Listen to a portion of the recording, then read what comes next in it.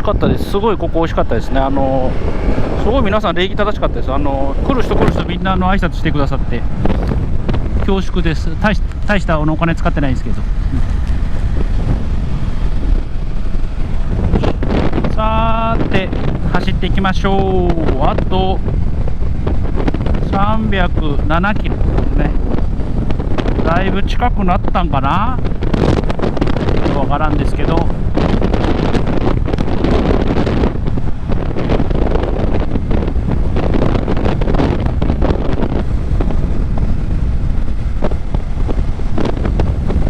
とりあえず雨やんでよかったです。ね、雨やまんかったら相当辛いからね。とりあえず曇りでもなんでもいいんで、雨さえ降らんきりゃいいです。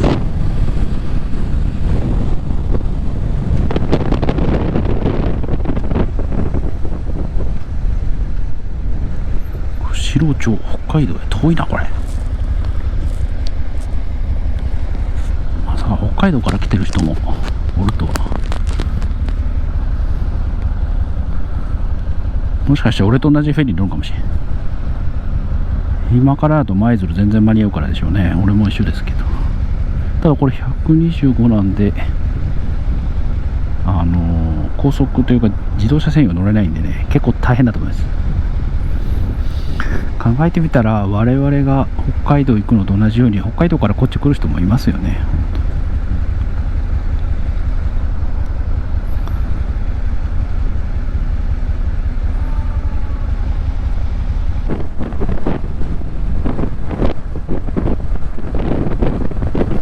空港の名前がいいよね。縁結び空港。出雲大社は縁結びの神様やから、まあ空港、最近空港の名前も多いよね。なんか高知龍馬空港とかね。鹿児島なんかあったかな。鹿児島なんかあったような気がするんやけど、他にもあったかな。なんかどっかでなんかあったような気がするんですけどね。なんか有名人というか、なんかそういう固有名詞をつけるようなやつ。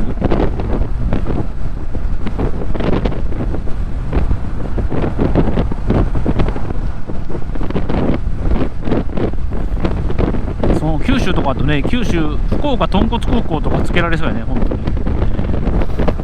なんかね、九州って豚骨みたいにいつも思われてるけど、全然そんなことは、まあそんなことあるんかな。まあ僕はあんまり豚骨好きじゃないんで豚骨食べないですけど、なんかね、九州でラーメンって言ったらもう豚骨のイメージが強すぎてあれなんですけど、実はね、普通に醤油ラーメンとかですね、そばもありますし、うどんもありますし、ね、別にラーメンばっかり食べてるわけではないです。そしてラーメンも味噌ラーメンもあるんでね。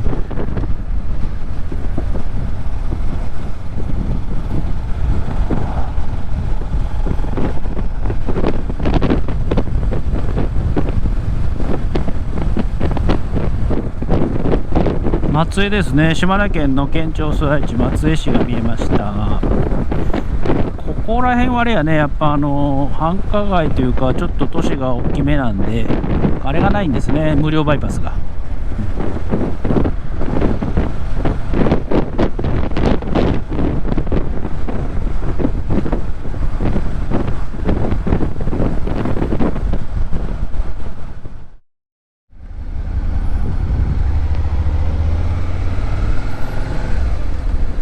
鳥取まで141やろ。さらにそこから何倍やったっけ。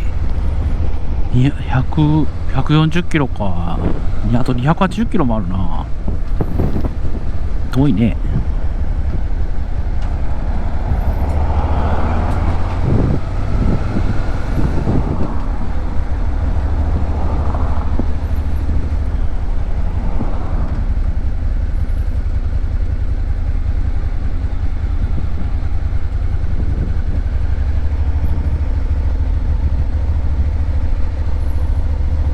宍道湖ですね。宍道湖、しじみで有名です。しじみで、宍道湖といえばしじみ。これ確かに海とつながってたような気はするが、中海っていうかね、中海っていうか分からんすけど、あそこからつながってたような気がするが、記憶が定かではありません。あそこでね、有名ななんかベタ踏み橋やったっけ。ね、すごい実際登るとそう大したことないですけど、なんか遠目からというか手前から見るとものすごいこうなんか坂が登ってみるみたいなやつ、あれ結構有名ですよね。でもね、実際登ってみるとまあまあまあふーんっていう感じなんですけど、なんか写真の撮り方が素晴らしいんやろね、あれ。確かそれがあったはずです。で境港とかあったのあたりかな、米子とかね。でゲゲゲの鬼太郎のあれか、誰やったっけ、水木しげるですね。博物館か資料館かがあったはずですね。昔行きました。だから結構山陰ってそういったゲゲゲの鬼太郎とか、まあね、鳥取だと、まあ、鳥取砂丘とか、島根で出雲大社、ここら辺出雲大社とかで、あと稲葉の何やったっけ、白うさぎのね海岸とか神社とか、意外にね観光名所は結構あって、比較的こう人工希薄地帯なんで、結構スムーズにね見ることもできるし、本当意外におすすめです。どうしても山陽側ばっかりね印象が強いんですけど、実は山陰側も素晴らしい。僕は結構この山陰が好きですね。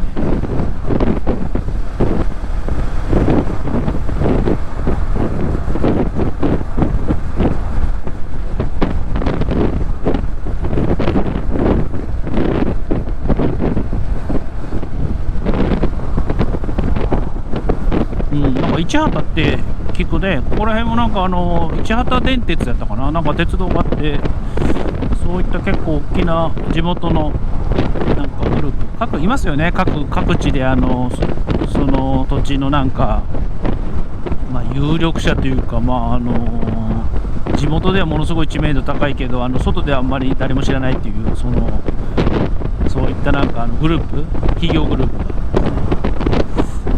が北九州なんかあったっけな。北九州の結構まあそれなりにあるんでしょうけど、パッと思い浮かばんけどね。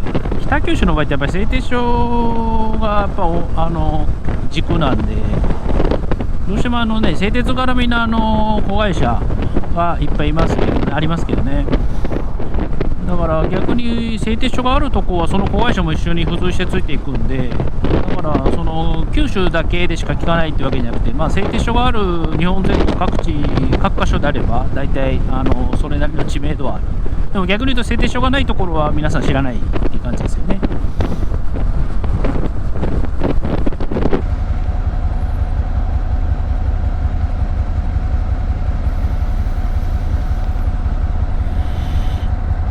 疲れた。結構疲れたな。玉造温泉でも結構疲れた。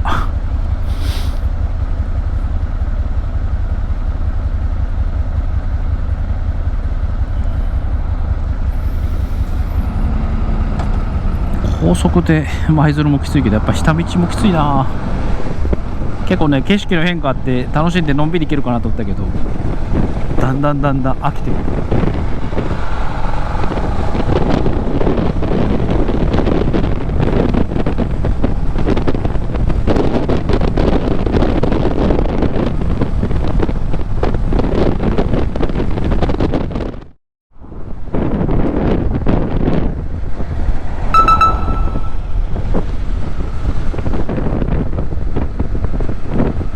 やっと鳥取に入ります。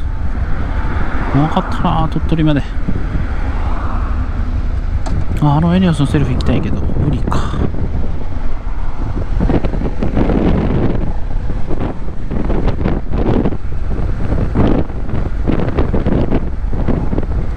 高えな、171円です。いや高え。鳥取花回路行った昔。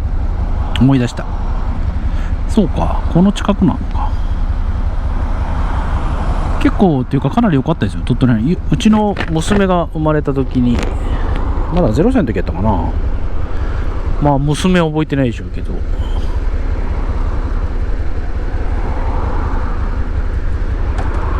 そういえば行ったな鳥取花回路。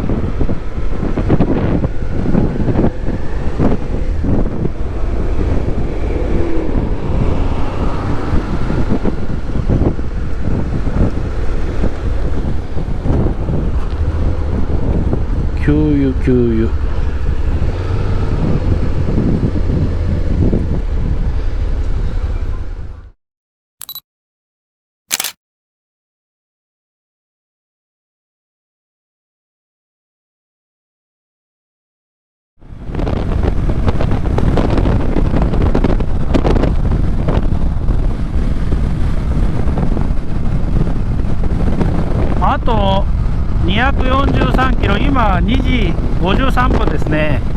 なのでちょっとペースが遅れ気味。20時には着きたいと思います。ちょっとハイペースで飛ばしていこうと思います。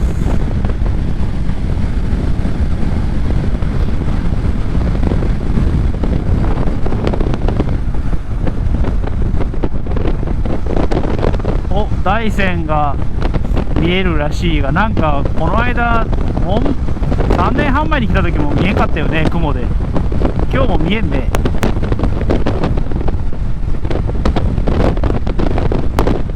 このね、大山蒜山ってこの岡山鳥取、ここね、結構ツーリングスポットとして有名なんですけど、素晴らしくここの景色もいいです。蒜山ってね、一応岡山なんですよね。岡山県の本当一番北、岡山とか広島ってかなり広くて、上の方にもね、でそこの上の方って結構スキー場とかもあったりするぐらい、結構やっぱり中国山地の山も高いんで雪もかなり降るんですよね。だから九州からスキー行くって言ったら京北とかね、広島とかよく行ったりします。まあ、僕はスキーしないんですけど、よく周りの仲間とかね、わざわざ広島まで夜行バスで行って翌朝スキーでスキーして帰るとかね、九州のスキースポットとしても有名ですね。まあ、それぐらいの中国山地のこの岡山とか広島の上の方って、まあ、かなり寒いというかね、そういった形らしいです。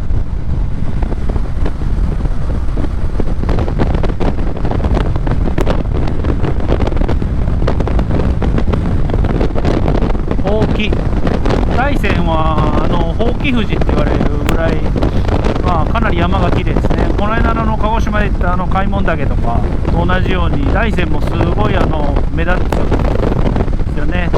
だから中国地方で一番有名な山が大山で、ほうき富士と言われるぐらい素晴らしい山ですね。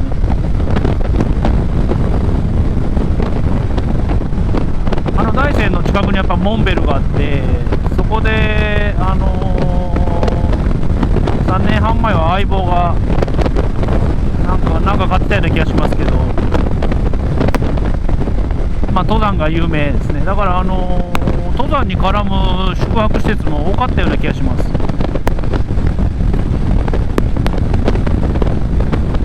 西日本でね、なかなか有名な著名な山って少ないんですけど、まあ、数あるというか数少ない山の有名な山の一つが大山ですね。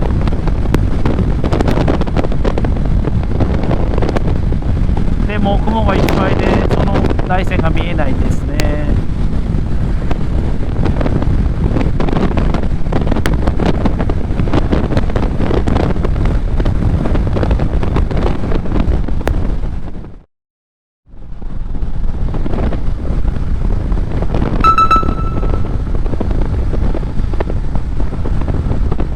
わあ、とうとう京都の文字出てきたね。遠いよね。やっとここまで来たって感じがする。鳥取ってなんとなく関西圏ですもんね。やっぱ大阪とか京都から近いイメージがあるんで、だから関西とイメージが強い。四国だと徳島で、この中国地方だとやっぱ鳥取、ここら辺がやっぱ関西との結構密接な関係がっていう意識が強い。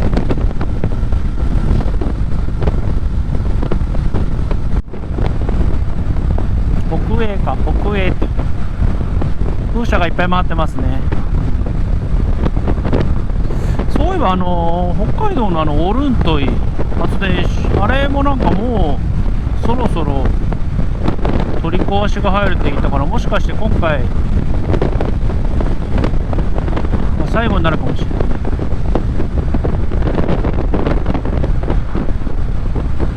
オトン類、オトン類、オルントイじゃなくてオトン類。おー、すごい、なんか水いっぱい撒いてます。豪快やね。農薬でないよね、水よね。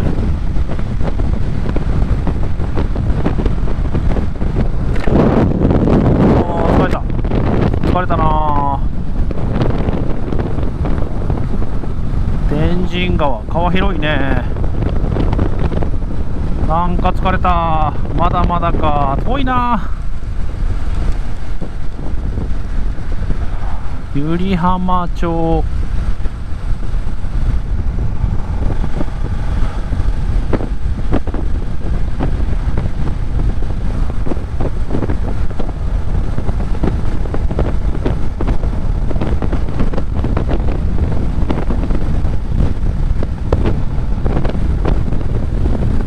お、出た。ハワイ。ハワイまで3キロ。それはいいんですけど遠い。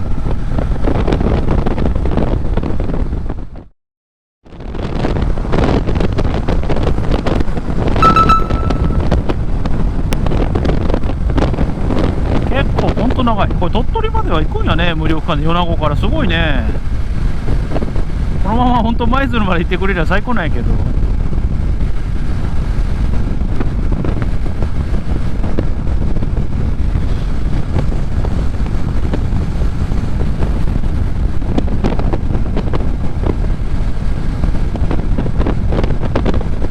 あと舞鶴まで175キロ、舞鶴港まで175キロです。だいぶ近づいてきたけどまだ遠い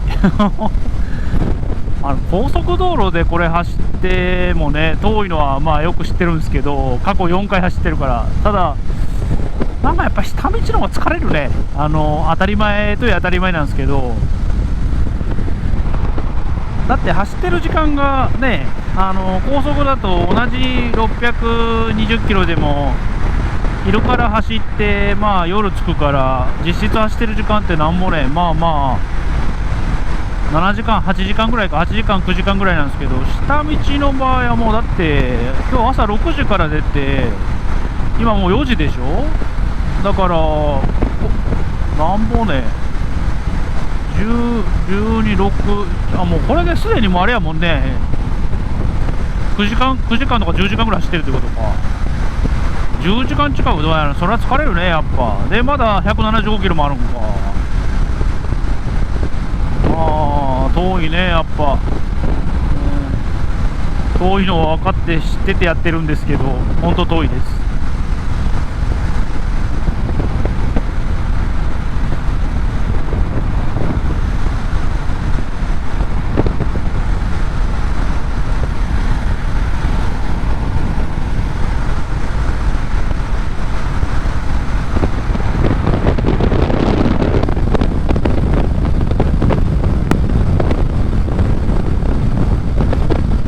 温泉ばっかやな、温泉ばっか。ほんと温泉ばっかりです。九州より温泉多いと思うな、これ、本当に。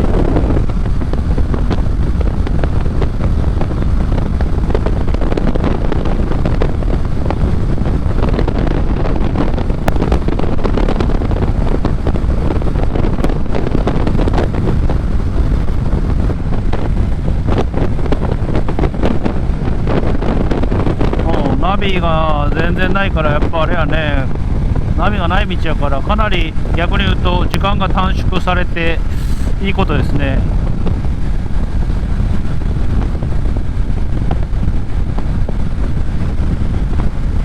こうナビにない道はね、こうパスできると時間が大幅に短縮するから、これが気持ちいいですよね。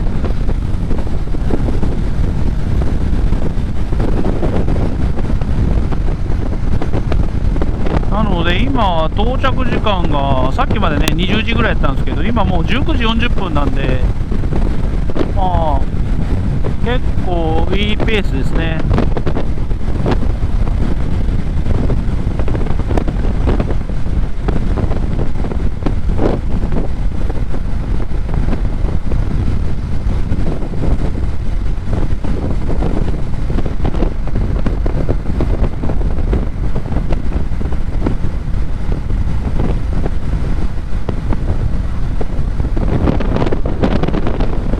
まあね、早くつけるんやったら早くついてのんびりしときたいもんね、もう。もう部屋入って、もう個室でね、ゆっくり寝たい。本当に。なんでこんなに苦労して疲れて走るんやろねって思う時たまにあるんですけど、まあこれがツーリングなんですよね。な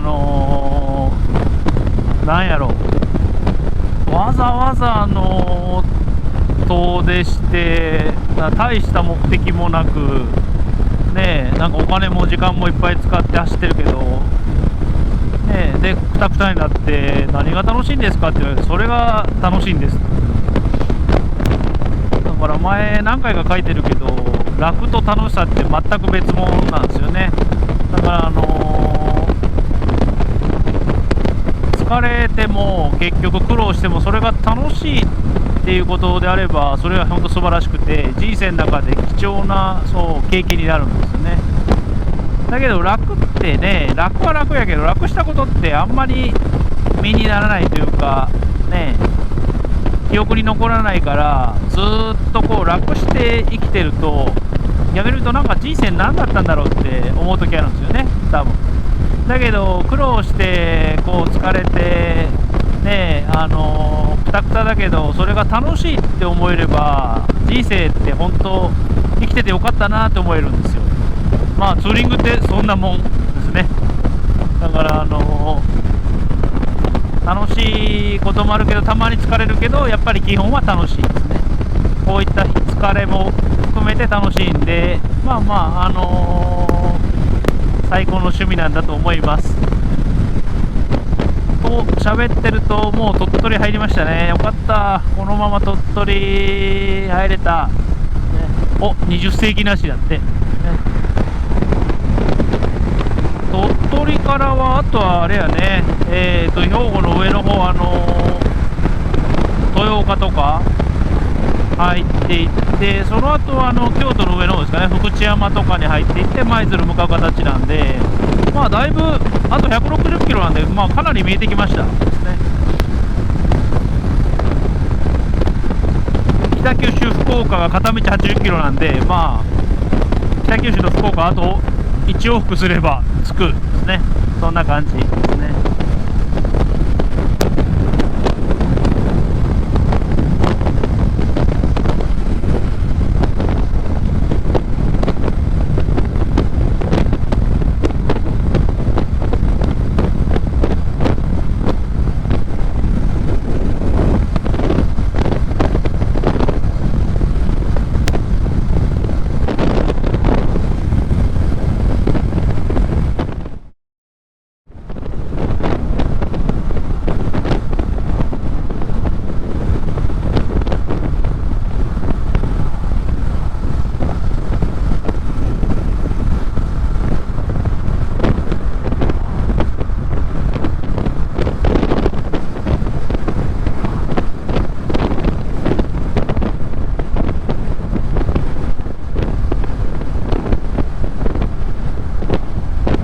道の駅川原、結構ね、ここ畳があったような気がする。昔2、3回寄ってますけど、ここもなんかすごい雰囲気いいとこですね。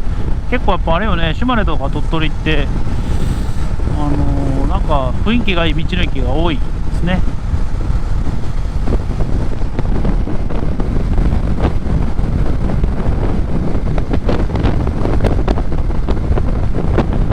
ーし、やっております。米子から長かったね。これ全部タダってすごい。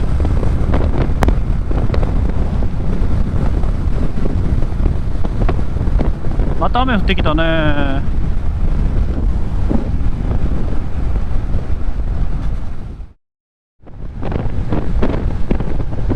バイパス通ってきたからちょっとあれなんやね、豊岡の方じゃなくなったんやね。はいはいはい、まあまああんまり気にはしてないが、正直。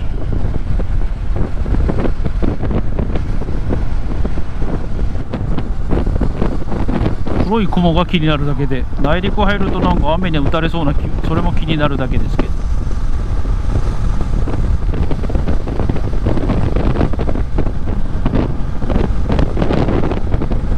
これはまだ鳥取か。そうなんや。鳥取と兵庫の境目があんまりよくわからんくて。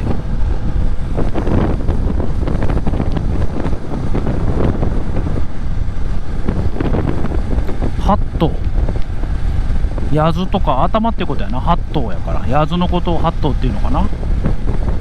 音読みでも訓読みでもいけるということや。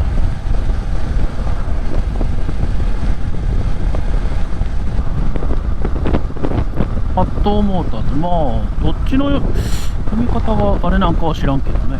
ヤズなのか八頭なのか、どっちが主力の読み方なんや。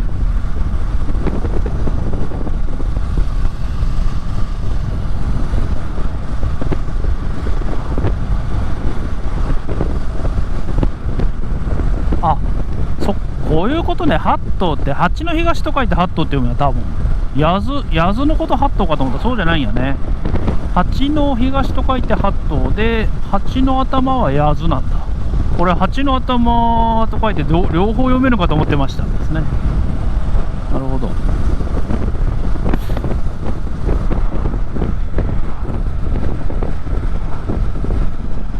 紛らわしいね。単皮駅、またなんかすごい名前やね。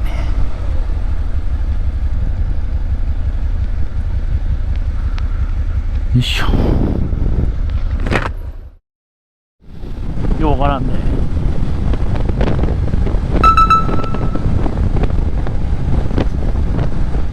こう雨降ったらさ、車に変わってくれやろかと思う時いっぱいありますよ、本当に。バイクって最高に楽しいけど、雨降ったら辛いよね、本当。だから雨降った時だけタイヤ4つになってくれんやろか、あと屋根がついてくれりゃさ最高にいいんやけど、ね、雨降ってさ、バイクもろその外気や外のあれ雨当たってでタイヤ2つしかないでしょ。滑りやすくなるでしょ。バイクも汚れるしさ、チェーンも汚れるし、もう雨降ったらさいいこと一つもないね。本当雨嫌い、ツーリングしてる時は。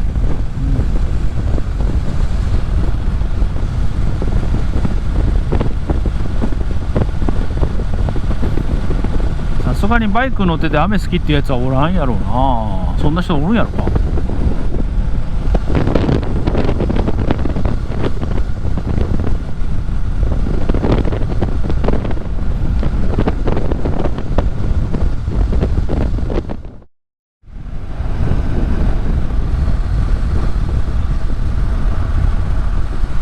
これ大丈夫やろか。今のはペコペコ光っとるけど通行止めではないと思うんですけど、通行止めとか言われても困るよね、こんなとこでね。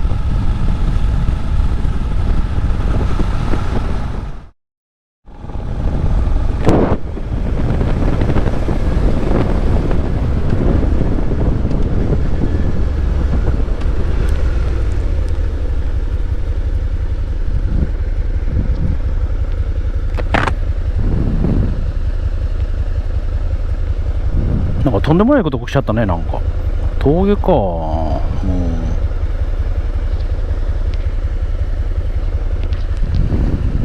まあ明るいうちでよかったよ、ほんと。これ暗い時って嫌やね、こんなとこ。まあそんなにあれのなんか大きな峠ではなさそうですけどね。ナビにちょっとあれやね、一般道優先にしてしまって変な道になっちゃってね、ほんと。でもなんかバスが来てんね。町営バス。よーし、そろそろ行きましょうか。よし、行きましょう。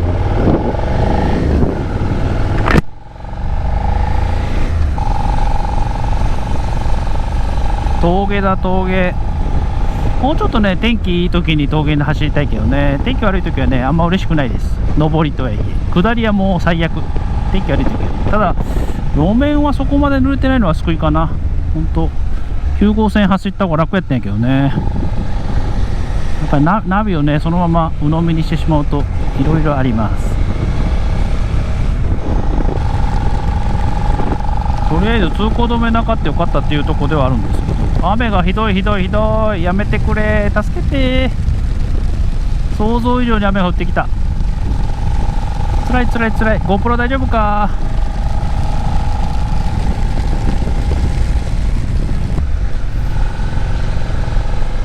これちょっと慎重に行きましょう。雨の峠はね、慎重に行きましょう。9号線走りたかった雨の日は。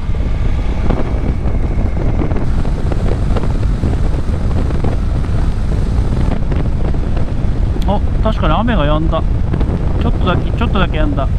嬉しい。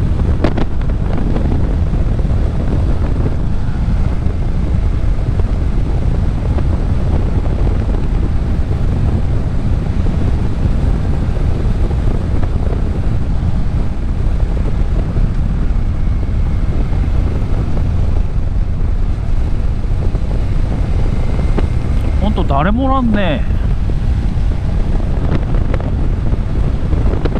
あんまり通らんのやろね、この道。でも一応片側2車線、国道29号線だから2桁国道やからね、そんなに悲惨な道路ではないようだと思うんですけど、交通量は全くないですね。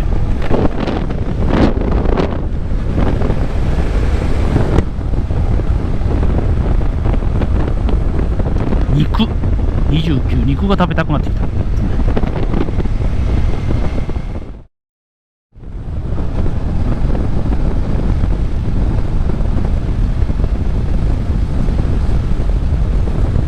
ちゃんとした道なんやろね、これ。一応県道48号ってなってるけど大丈夫やろな、ほんと。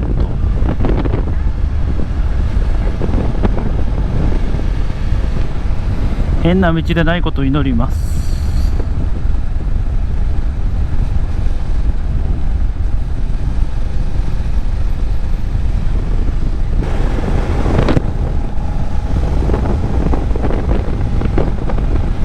9号線走るはずやったのになんでこんなことあったんやろな本当にいかんねえ、波任せにするとやっぱり。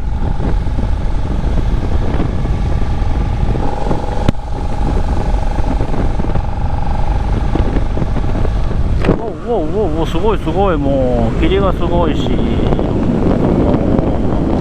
やだやだ。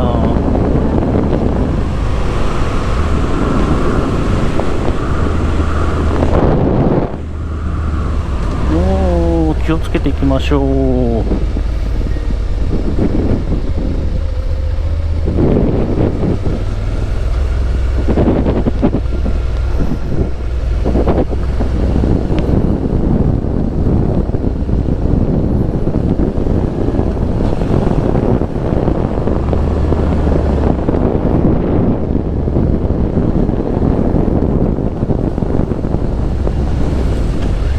いやいや、やだやだ、もうすごいやだもう本当にこんな目に遭うと思わんかった。本当にも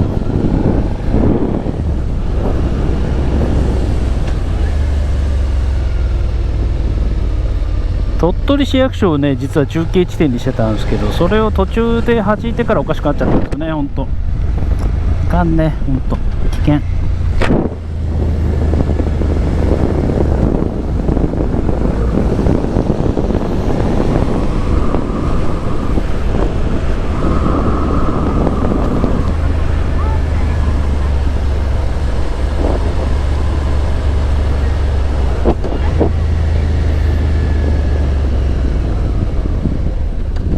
よいしょ、気をつけていきましょう。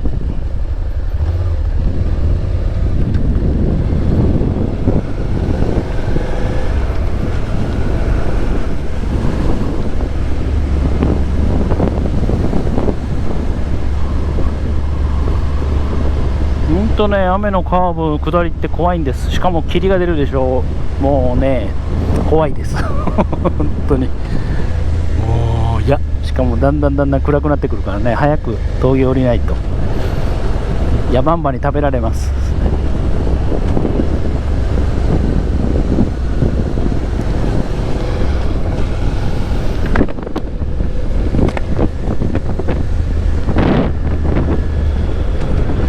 こうやってね、ちょっと前に車がおると少し安心します。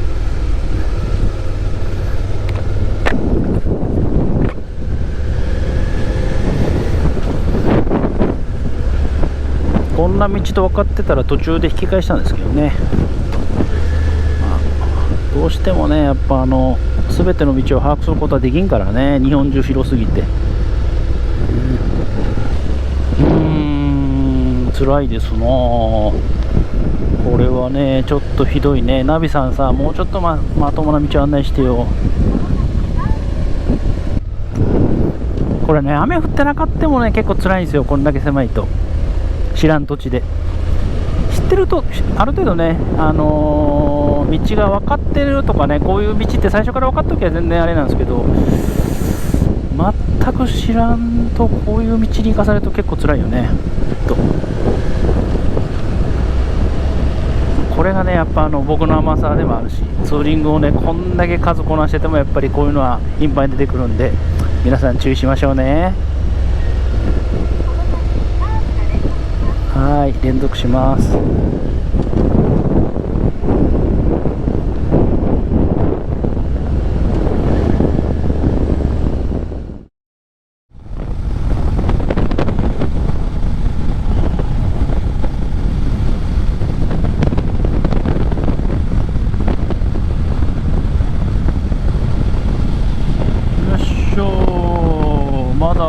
まだかな。9号線合流まだかな。9号線と合流したここら辺はね全然雨降ってないですね。路面が濡れてない。9号線走っときはさ全然雨降れなかったんで、ほんともうえらい目にあって。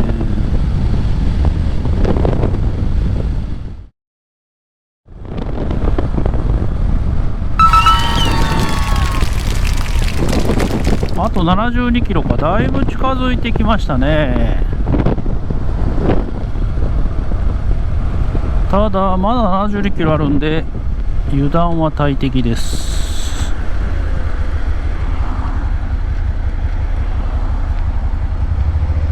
ガソリンも舞鶴で入れたいし、ご飯も食べたいし、実はねフェリーの予約をしてないんですよ。なのでフェリーの予約をしないといけない。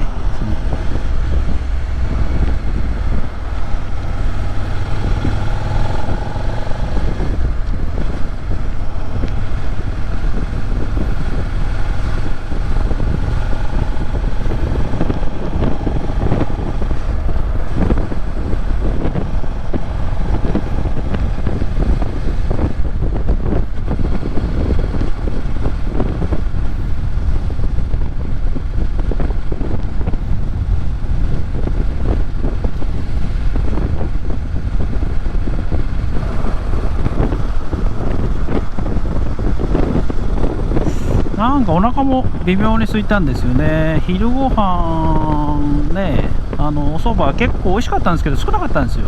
なので夜ご飯はある程度がっつり食べたいんやけど、まだ70キロもあるからね舞鶴まで。だからできればもうちょっと近づいて食べたい。できれば舞鶴直前福知山ぐらい食べるのがいいんやろうかね。でそこでご飯食べながらフェリー予約して、でフェリー乗り場に入るという形ですね。まあこのペースだと19時24分に舞鶴港に着くんでかなり早いんで、なので1時間ぐらいゆっくりご飯食べても全然時間があると思います。フェリーの出発は一応23時半かな。なので23時50分か。なので相当時間はあります。であと舞鶴港まで70キロ。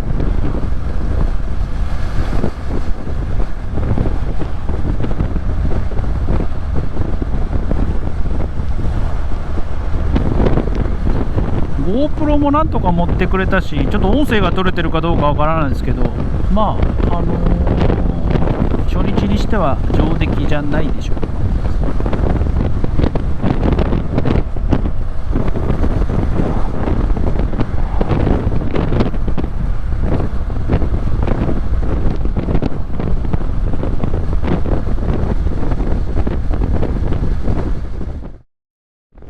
だから何キロで534キロね走ってきてます。下道534っていうのもすごいね。今までもしかして最高記録じゃなかろうか、下道こんだけ走ったの。まあそうですね、ちょっと自動専用バイパスとか走ってるんで、まあ、厳密に下道ずっと走ったかって言われると、まあ、なんとも言えないところなんですけど、ただ、少なくとも有料道路は走ってないんで、関門トンネルだけですね、あれはもう絶対どうしようもないんで、関門トンネルの110円払っただけで、あと有料道路は一切走ってません。これあれやね、一回限界ツーリングってやってみたいね。0時に北九州出てさ、次の日の日付変わる時までどこまで行けるか下道で、ね、だって12時間でここまで来れるんやろ。ということさ、0時に出てさ、0時まで走ったら相当行くんじゃない。金沢とか富山とか新潟まで行けるんやろ、もしかして。なんかどこまで行けるんでしょうね。なんか新潟まではさすがに無理か。金沢行けそうやね。でも全然金沢行けそう。富山の杉ぐらいまで行けるんやろか。まあとても挑戦する気力はないんですけど、誰かよかったらやってもらえれば嬉しく思います。まあ本州の端からでもいいし、北九州からでもいいし、福岡からでもいいんですけど、0時に出て0時でどこまで行けるんでしょうね、下道だけで、ね、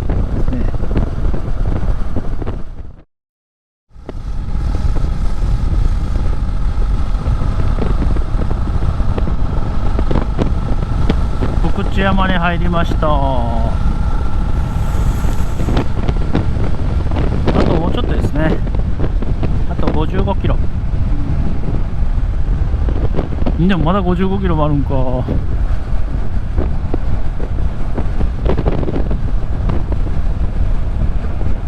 なんかね、ちょこちょこ濡れてるから微妙に寒くなってきました。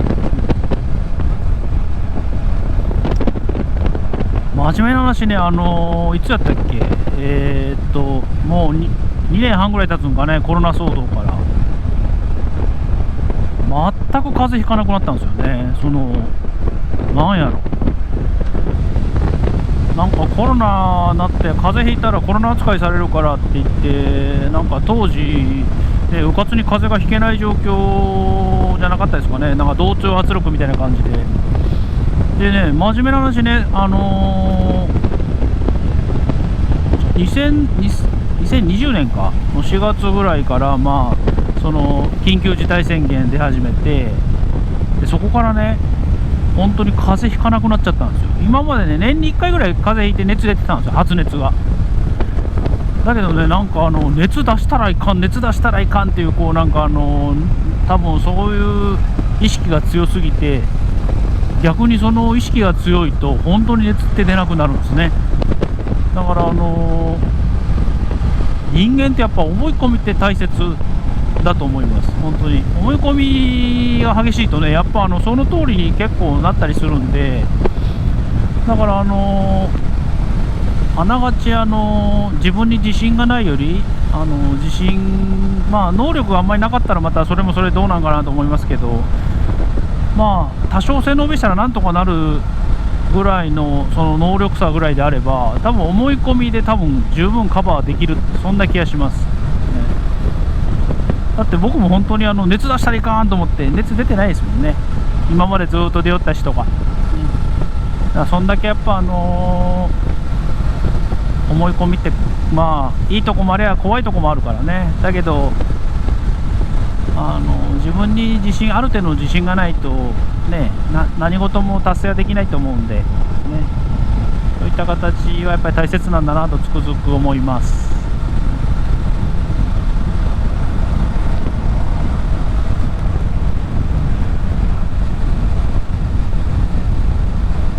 だいぶ暗くなってきたね。やっぱ6時過ぎると、6時16分ですけども、かなり暗くなってきました。ただね、今更ながらね、空がね白くなってきた。まあ雨降らんのはいいことやけど、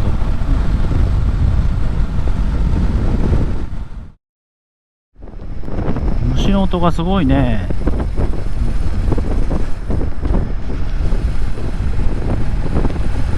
ほんと今日あれですね、雨が最後の最後まで雨やられたね。本当に今日雨降るはずじゃなかったんやけど、よう雨降りやがったわ。ただね、もうほとんど見えないですけど、やっぱり雲少ないですよね。もう空が見えてるんですけど、まだ雨が降る。これやっぱ雨男や、ほんと。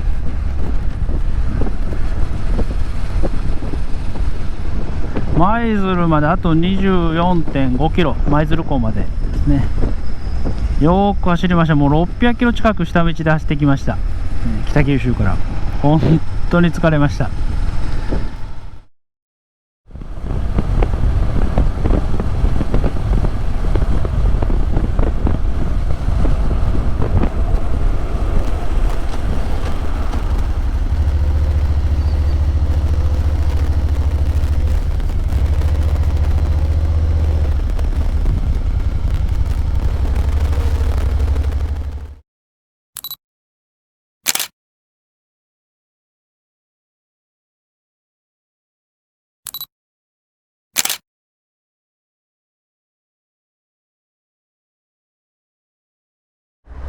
よっしょ、はい、行きましょう。さーて行きましょう。舞鶴港までもうすぐです。ネットで今ご飯食べながらフェリー予約しようとしたんですけど、もうすでに予約ができなくなってたんで、今窓口に電話するとですね、やっぱり予想通り今日もスカスカということなんで、もう窓口でですね、直接フェリー予約しようと思います。でちなみに舞鶴港まであと 7.7 キロです。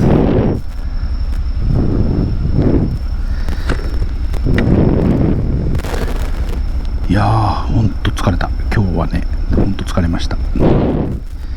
今までの中でもツーリングの中でもまあ結構疲れた方ですかね。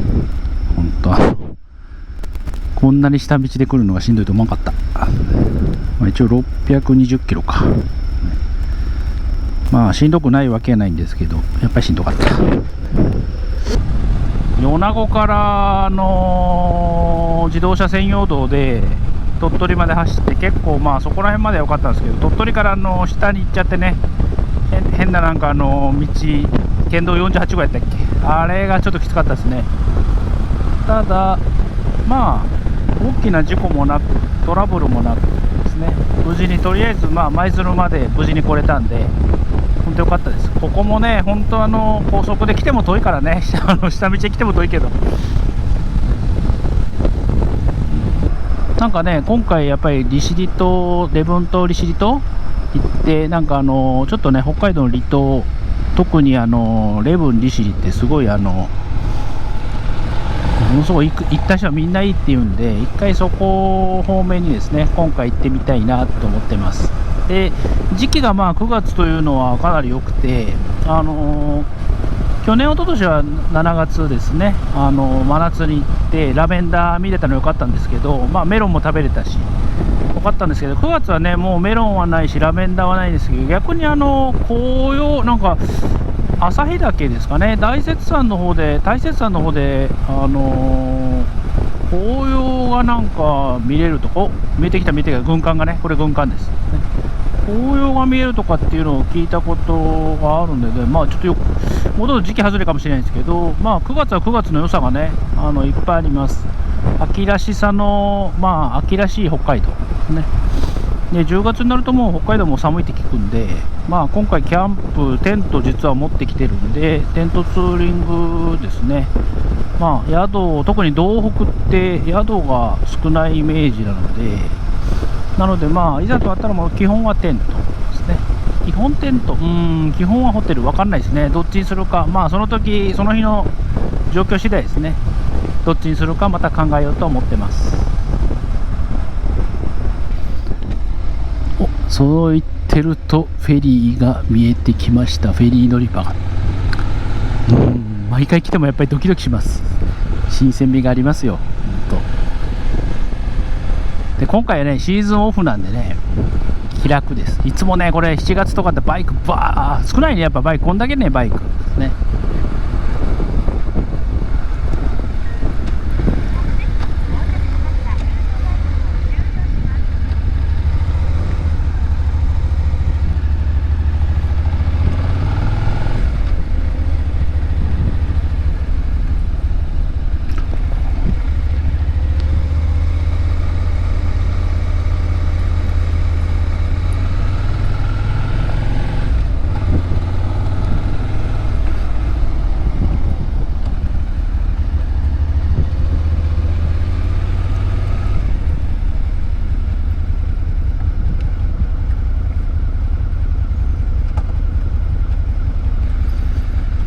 G ゾーンやね、やっぱ少ない。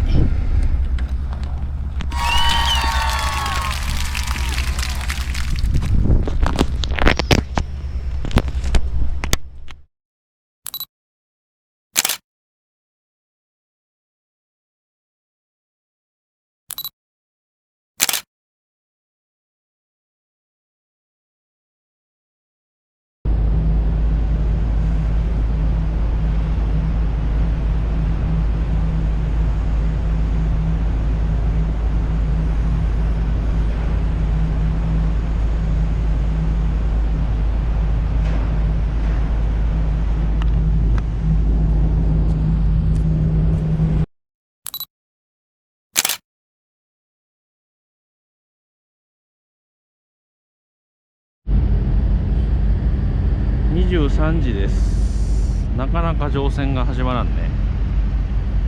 今日はなんかフェリーが遅れてるらしいです。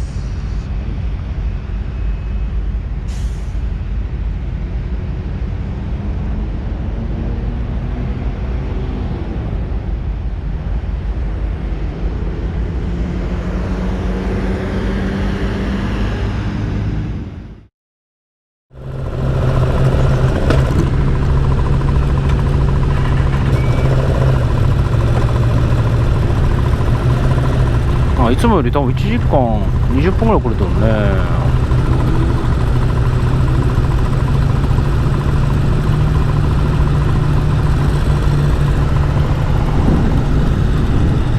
久々にバイクが動きましたですね。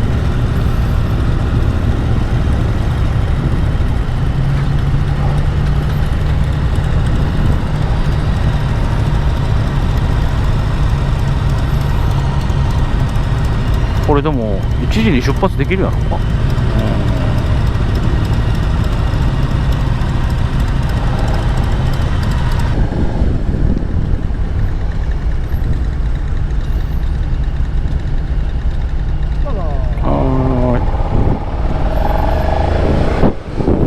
行きましょう。長かったです。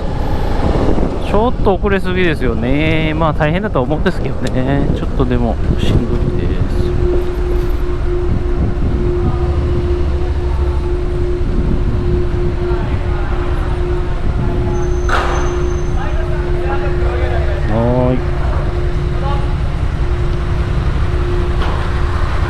サイドスタンド左ハンドロックローゲードお願いします。はい。どうぞ。お願いします。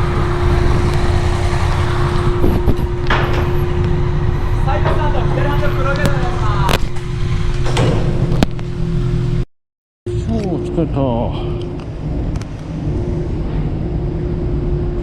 疲れました。今日はとても疲れました。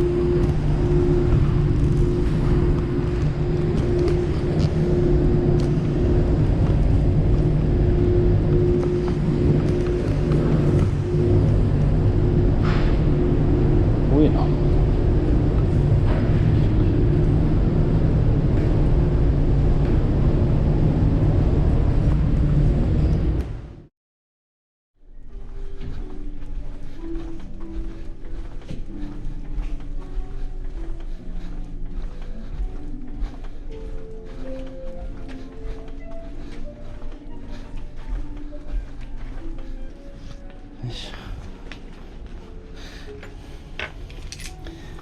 よしよし、今日角部屋で寝よう。よし、こんな感じですね。